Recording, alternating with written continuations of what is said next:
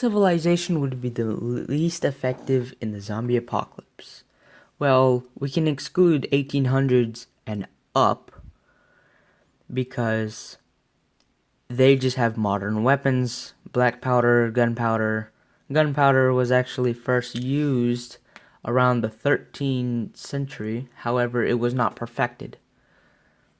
However, there's a good starting point because anything with projectiles going at high velocity and not being able to be stopped with a single shield, I think 13th century and up is hardly any chance. Japanese, European, it really doesn't matter. I think they will lose because they are so technologically advanced compared to the zombies. The zombies that we are facing are the ones from The Walking Dead. Slow-paced, biting, decent strength, no emotions, and no brain power whatsoever. So, since we're moving away from any sentry with a gun, we will be moving into a different area. And if you're wondering why the Middle Ages is excluded from this very situation, this is why. I don't think I have to explain anything else.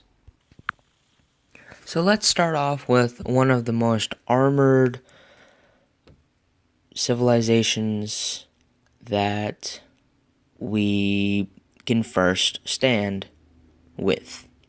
The Kievan Rus, or whatever how you call it. They are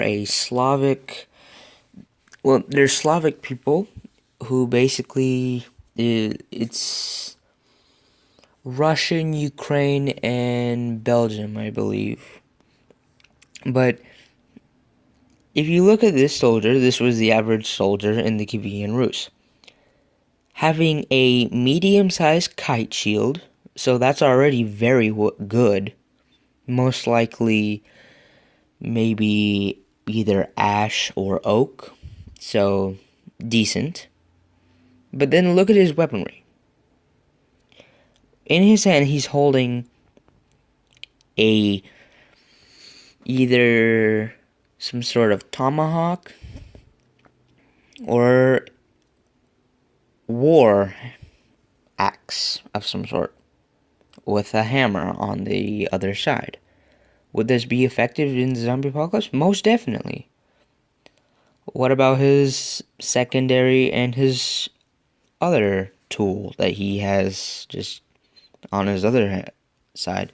Well, the long sword, or no, I'm sorry, arming sword that he has on his belt, the very long sword that he has on his belt, or the blade, I should say, would be an arming sword, and it would be pretty effective. What about the other little dagger? Well, that would most likely be a tool and not a weapon.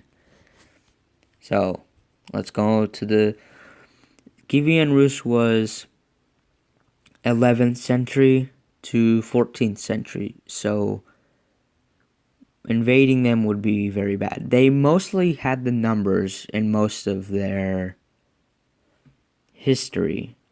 For example, against the Mongols, they didn't have the strategy, they just had the numbers.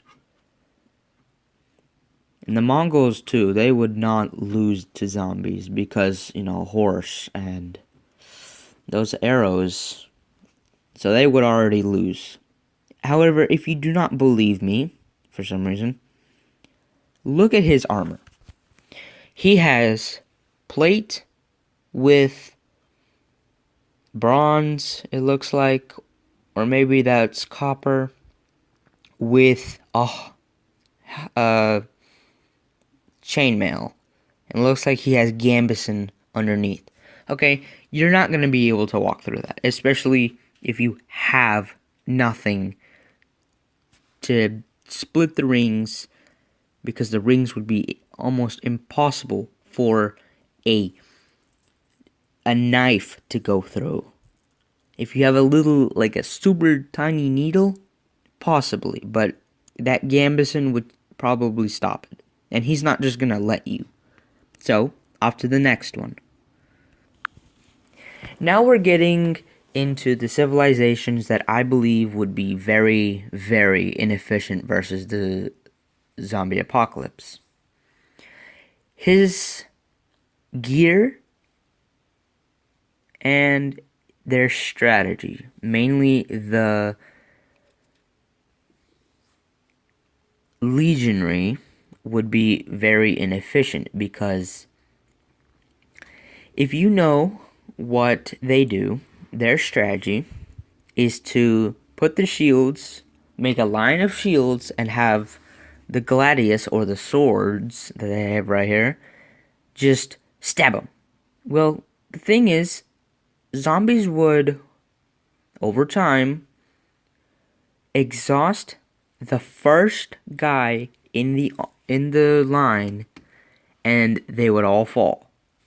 They would exhaust their energy doing that, and their weapons would not realize that their weapons are doing very little to nothing against the undead, because you can stab zombies until their bodies just flop down, but unless you hit the brain, it's useless. What about their gear? Well, there's another problem, especially with gear. It's bronze, and their swords are made out of steel. Now, the sword is not an issue, but their weapon is. Or, weapon, I'm sorry. No, their gear is an issue. And how little of it, especially on this one, there is very little armor, especially for the back leg and the arms and the neck. So he would be very vulnerable. Alone, yes, he would be extremely vulnerable, but in a group, he'd have more of a chance, but not everything is safe, especially against something that just won't stop unless it gets it. So let's move on. The Egyptians. I think the Egyptians would be okay because they would have archers, they would have cavalry, they would have a lot of some would have a lot of armor. The standard, they would have given them shields and spears. Now, I think they would be in less danger. The Egyptian soldiers would be in less danger than the Romans. These guys would be in greater danger than these guys because of range. And these guys were primarily in the desert, so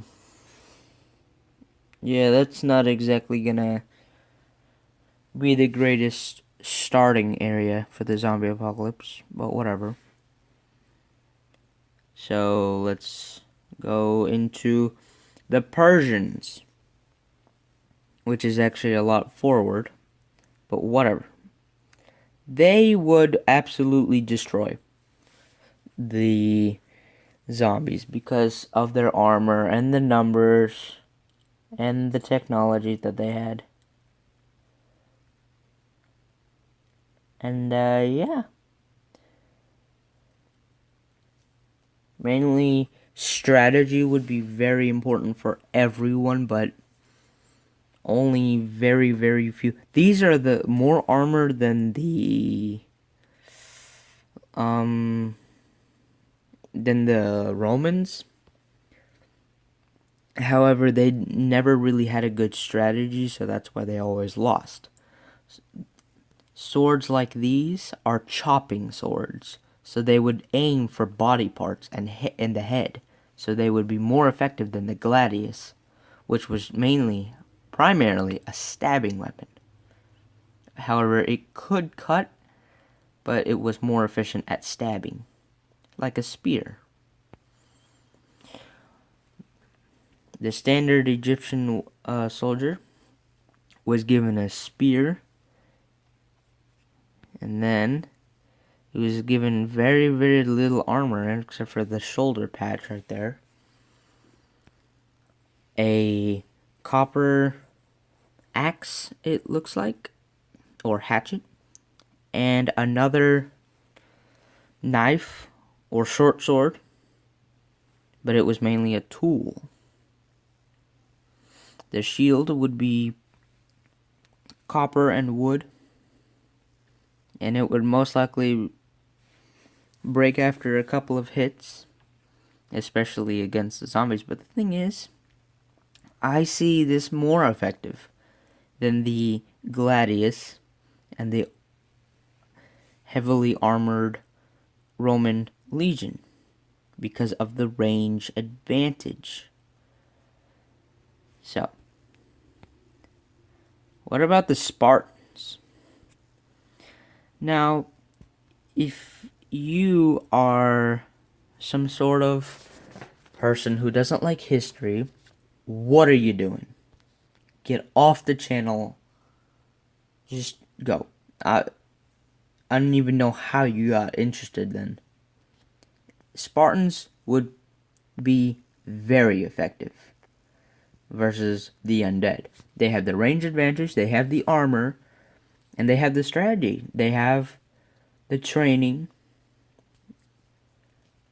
Rather than saying that the Romans had training, I say Spartans' training would be much more effective, especially against the undead, simply because they used HEMA, or a type of way to use weapons that are not specifically given to the weapon in the first place. For example, you can use a spear to 4 different ways. You can use the shaft, you can use the tip, you can use the bottom, or you can just use the entire thing like a staff and swing. However, only really 2 to 3 ways are really effective. What about the shield? They were given a round shield rather than a rectangular shield that the Romans were given. Well, you see, the thing is, I like the rectangular shield, but the circular shield, you can hit people in the face with the rim. So, or you can hit it with the front. So I see that really as a very effective way to take anyone down.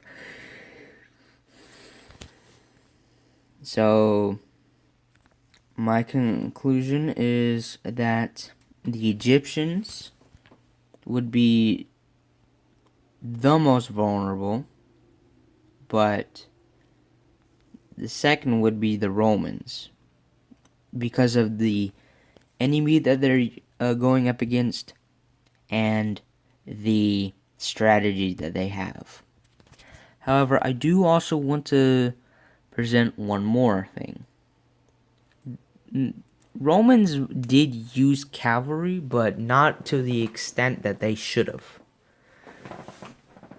And they did have more than just these kinds of guys. They had ones with javelins.